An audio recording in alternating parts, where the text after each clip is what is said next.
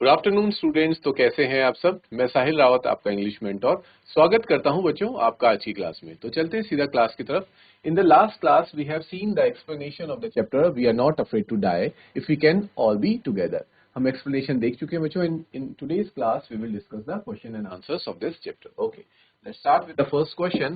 The question says, notice these expressions in the text, infer their meaning from the context. और अब आपको ये text, ये जो phrases हैं ये दे रखे हैं सामने and you have to tell their meanings. First आ जाता है इसमें बच्चों हमारे सामने honing our seafaring skills. इसका मतलब क्या होता है? honing our seafaring skills का मतलब होता है स्टूडेंट्स,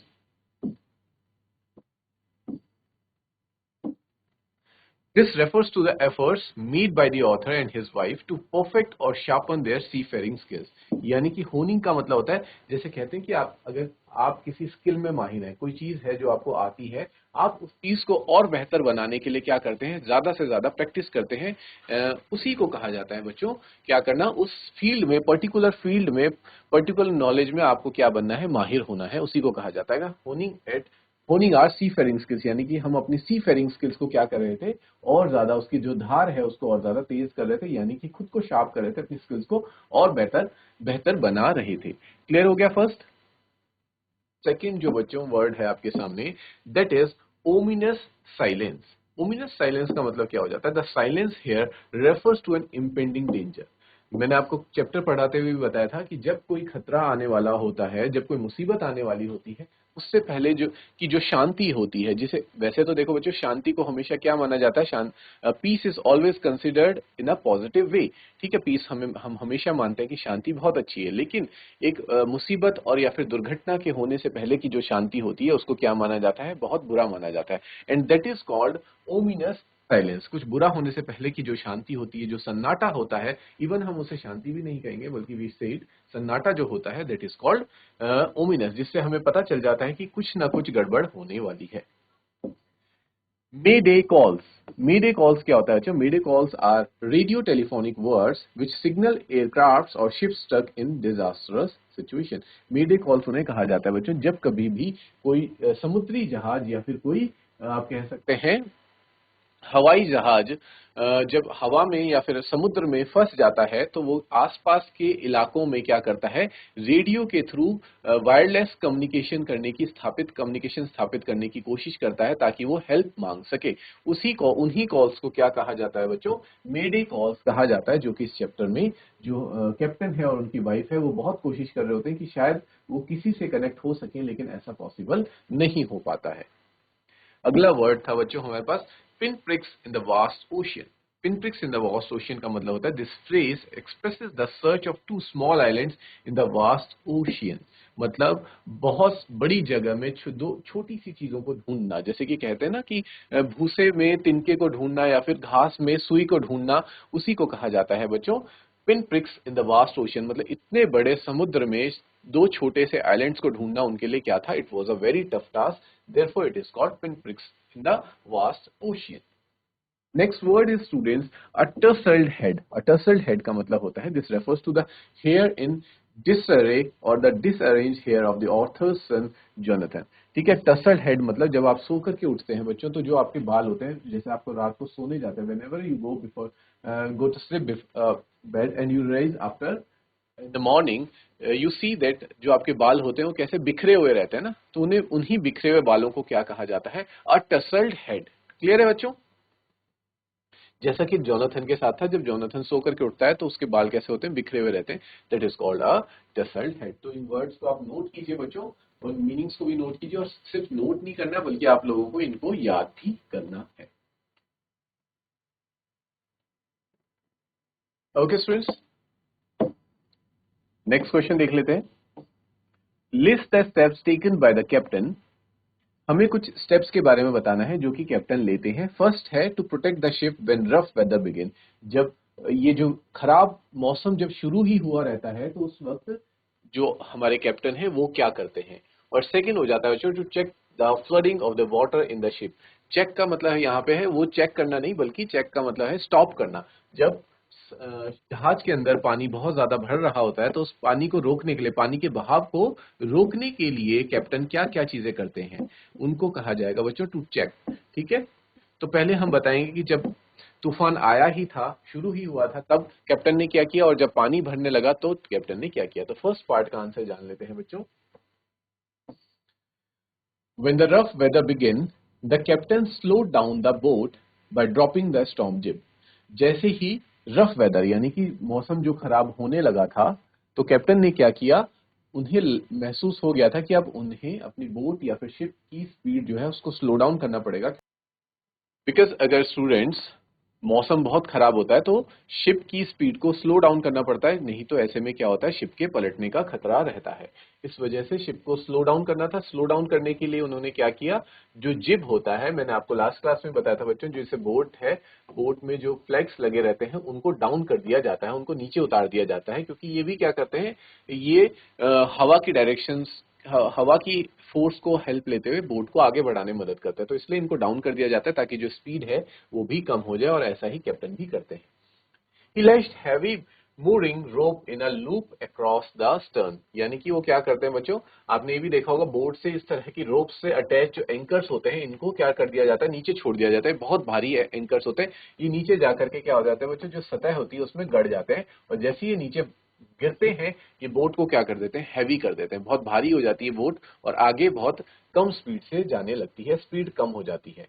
ठीक है बच्चों, they prepared themselves for the worst case scenario, और वो अपने को वर्स्ट केस सिनेरियो यानी कि बुरी से बुरी जो चीज हो सकती थी उसके लिए प्रिपेयर कर देते हैं।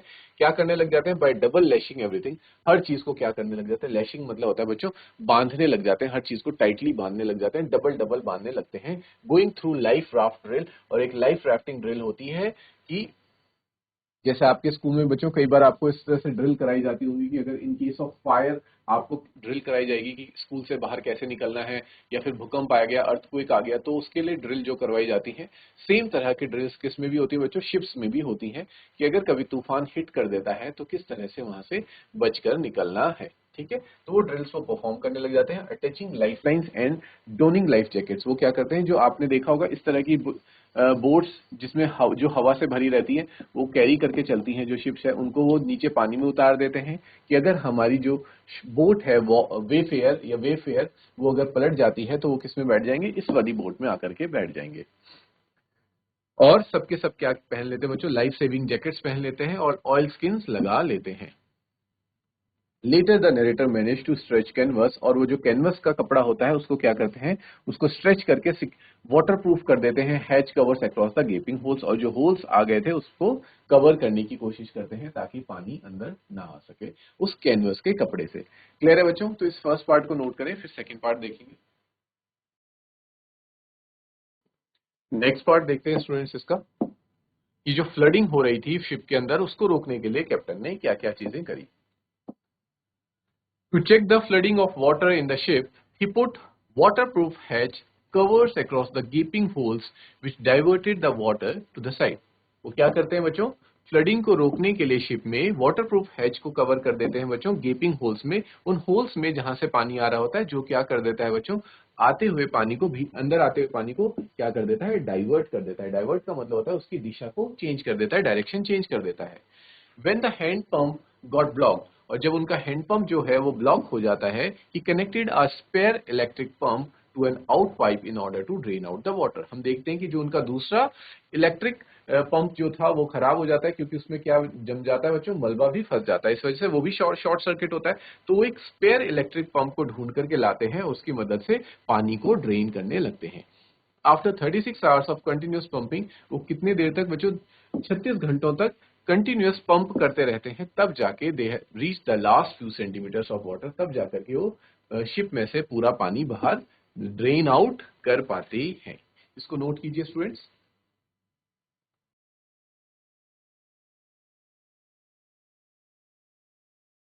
नेक्स्ट क्वेश्चन है students, describe the mental condition of the voyagers on 4th and 5th January.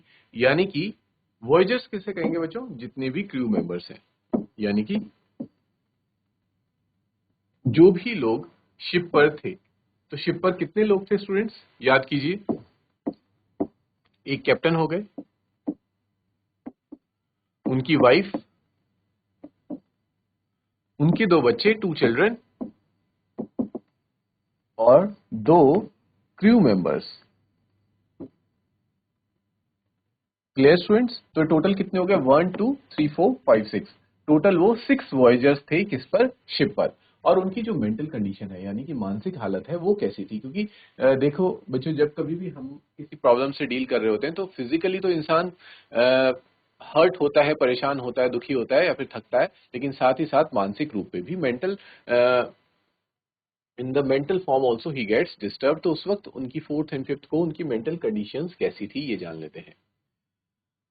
On fourth and fifth, the voyagers were completely tired after rigorous practice of continuous pumping. क्योंकि 4 और 5 तारीख को वो जो लगातार क्या कर रहे थे, हमने देखा 36 घंटों से पानी को बाहर पंप कर रहे थे, तो वो बहुत ज्यादा थक चुके थे।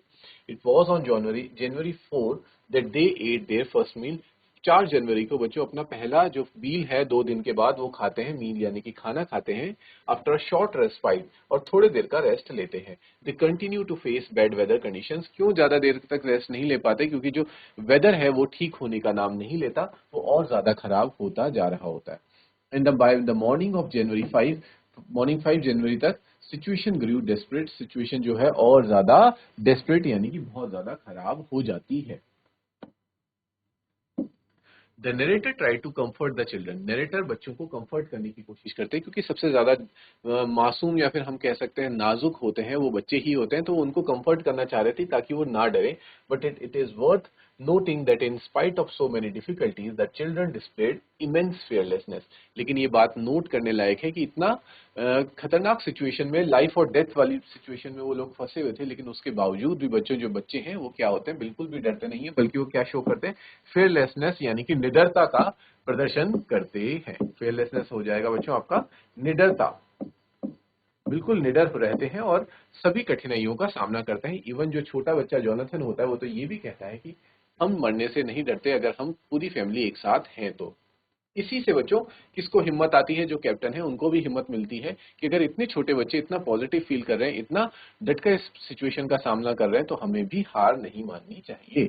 Jonathan confess that they are not afraid to die. देखो वही बात बताई जा रही है बच्चों कि जोनाथन इस बात को कन्फेस करता है कि हम मरने से नहीं डरते अगर हम सब साथ रहें तो। थॉट दिस इंस्पायर्ड, ये थॉट ऑथर को इंस्पायर करता है। By the evening he was sure that their end was fast approaching. जबकि उनको ये लग रहा होता है कि वो जल्द ही उनका जो एंड है, उनका जो खात्मा है, वो होने वाला है। It was only because of the moral support of his children that he continued to. लेकिन उनको जो मोरल सपोर्ट मिल रहा था अपने बच्चों से, चाहे वो जोनाथन हो या सुजैन हो, वो उनको और ज्यादा एफर्ट्स, और ज्यादा एफर्ट्स का मतलब हो जाएगा बच्चों मेहनत करने के लिए क्या कर रहा था? प्रोत्साहित कर रहा था। ठीक है, तो इसको नोट करेंगे और फिर हम देखते हैं अपना next question. Let's see the next question students now. Describe the shifts in the narration of the events as indicated in the 3 sections of the text. Give a subtitle to each section. ठीक है बच्चों, क्योंकि जो कहानी है वो अलग अलग भागों में हमें बताई गई है, तो हमें भी क्या करना है, इसको सेक्शंस में डिवाइड करके जो कहानी है इसको नरेट करना है बच्चों। ठीक है, क्योंकि अगर आपसे मान लीजिए इस एग्जाम में इस तरह से क्वेश्चन आ जाता है कि आप इस स्टोरी को, कंप्लीट स्टोरी या जो कंप्लीट इंसिडेंट्स उनके साथ हुआ, वो कब शुरू कर देते हैं? नवंबर में स्टार्ट करते हैं, दिसंबर, जनवरी, फरवरी, जितने भी इंसिडेंट्स उनके साथ हुए उन सबको क्या कीजिए, सेक्शंस में डिस्क्राइब कीजिए। तो आप देख लीजिए बच्चों किस तरह से आप अपना आंसर को प्रेजेंट करेंगे। तो पहला सेक्शन हो जाएगा बच्चों, the first section opens a cheerful note. जो पहला सेक्शन है वो एक अच्छे नोट के साथ, एक खुशनुमा नोट के साथ शुरू होता है। Narrator and his family are all set for their ultimate dream. क्योंकि वो लोग अपनी, जो उनका ड्रीम था बहुत पहले से, जो उनका एक सपना था कि वो इस टूर पे जाना चाहते हैं, जो जो भी उन्होंने बनाया था बच्चों की समुद्र के चक्कर लगाने का, take up an around the world voyage, मतलब पूरे वर्ल्ड का चक्कर लगाने का, जो ग्लोब है या फिर आप कह सकते हैं पूरी पृथ्वी का समुद्र में चक्कर लगाएंगे, वो शुरू हो रहा होता है। किसको कॉपी करना चाह रहे थे बच्चों? कैप्टन जेम्स कुक को वो कॉपी करना चाह रहे थे। उन्होंने ये चीज 200 साल पहले करी थी। They have perfected their seafaring skills, और ये करने के लिए उन्होंने अपनी सी फेरिंग स्किल्स, यानी कि जो समुद्र में जो स्किल्स काम आती हैं नाव चलाने के लिए, शिप चलाने के लिए, उन सबको क्या कर लिया था? परफेक्ट कर लिया था।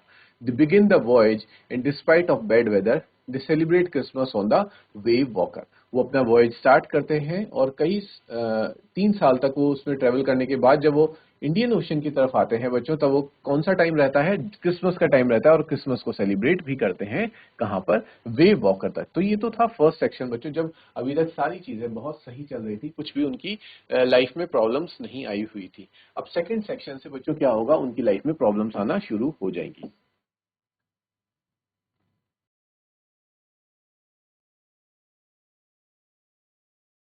नेक्स्ट सेक्शन स्टार्ट होता है students. This part of the narration covers the hazards faced by the voyagers. अब क्या होता है, उनके ऊपर मुसीबतों का पहाड़ टूटना शुरू हो जाता है। हजार्ड का कहेंगे हम बच्चों, मुसीबतों का पहाड़ टूटना शुरू होता है। There is a shift in the narration from cheerful to intense. अब एक तरह का शिफ्ट आता है, क्योंकि इससे पहले वो बहुत ज्यादा खुश होते हैं, लेकिन अब क्या होने वाला है, माहौल बहुत ज्यादा इंटेंस हो जाता है। They find themselves in an extremely fatal and disastrous situation. वो खुद को देखते हैं एक बड़ी ही फेटल का मतलब होता है बच्चों जानलेवा। फेटल मीन्स जानलेवा सिचुएशन में, क्योंकि वो सिचुएशन कुछ ऐसी ही थी स्टूडेंट्स कि उसमें उनको उनको जान का बहुत ज्यादा खतरा था, और डिजास्ट्रस यानी कि बहुत बड़ी तबाही उनके सामने उनका इंतजार कर रही थी। किसके रूप में बच्चों, बड़ी बड़ी लहरों के रूप में। A huge wave hits their boat, और होता भी वही है बच्चों, एक बड़ी सी वेव उनकी बोट को हिट करती है। And the narrator is thrown overboard, और जो नरेटर है वो अपनी बोट में से बाहर जाकर के गिर जाते हैं समुद्र में। डिस्पाइट डिस्पाइट गेटिंग इंजर्ड होने के बावजूद भी, जैसा कि हमने देखा था कि उनकी जो रिब्स की बोन्स होती हैं, रिब्स टूट जाती हैं, उनके टीथ भी टूट जाते हैं बच्चों, फिर भी वो मेंटेन करते हैं क्या, कोशिश करते हैं पूरी कि वो क्या कर सके, सिचुएशन, क्रिटिकल सिचुएशन को ठीक कर सके। They managed to pump out maximum amount of water out of the boat in about 36 hours. उन्हें बोट में से सारा पानी निकालने के लिए कितना टाइम लग जाता है स्टूडेंट्स, 36 आवर्स, 36 घंटे लग जाते हैं। But as they continue to face bad weather conditions, the narrator loses hope. लेकिन जो नरेटर की होप होती है, उम्मीद होती है, शुरुआत में तो बहुत हिम्मत दिखाते हैं, लेकिन क्योंकि जो वेदर है, जो मौसम है, वो ठीक होने का नाम नहीं ले रहा होता है, तो वो अपनी सारी उम्मीदें खोने लग जाते हैं। क्योंकि उन्हें ऐसा उम्मीद थी बच्चों कि जो वेदर है ये शायद एक वेव आई है, दो वेव आई है, उसके बाद सारी चीजें ठीक होंगी। लेकिन जो वेदर था वो और ज्यादा, वो कहते भी हैं इस बात को कि वेदर चेंज नहीं होता है, और अगर चेंज होता भी है तो बद से और ज्यादा बदतर बनता है, यानी कि वर्स्ट से वर्स्ट बनता चला जाता है। The children remain fearless, लेकिन जो बच्चे थे, जो सबसे छोटे थे वहां पे, वो अभी भी कैसे थे, fearless थे, यानी कि वो डर नहीं रहे थे, courageous, हिम्मत दिखा रहे थे, and optimistic throughout, और पूरे सफर में वो कैसे बने रहे, optimistic, यानी कि उनके दिमाग में कोई भी ऐसे नकारात्मक विचार, नेगेटिव थॉट्स नहीं आते कि अब हम मर जाएंगे या फिर हमें कुछ हो जाएगा। इस तरह का उन्हें कुछ भी नहीं आता। उनका जो जज्बा है वो हमेशा मेंटेन रहता है कि हम हमेशा सही सलामत रहेंगे और हम इस सिचुएशन से भी बाहर निकल जाएंगे। फिर चाहे वो जोनाथन हो या फिर सुजैन हो, हम दोनों की ही कॉन्वर्जेशन से ये जान पाते हैं, क्योंकि जोनाथन भी क्या कहता है कि मुझे मरने से डर नहीं लगता अगर मेरी फैमिली मेरे साथ है, और सुजैन भी ये कहती है जब वो एक लेटर, एक नोट अपने पेरेंट्स को लिख करके देती है, जिसमें वो लिखती है कि मेरे पेरेंट्स जो है बहुत ही फनी लोग हैं, फनी पर्सन है, मैं उनसे बहुत ज्यादा प्यार करती हूँ, उन्हें थैंक यू कहना चाहती हूँ, और मुझे पता है कि हम इस सिचुएशन से भी बाहर आ जाएंगे। This all shows us the optimism of both the children in this story.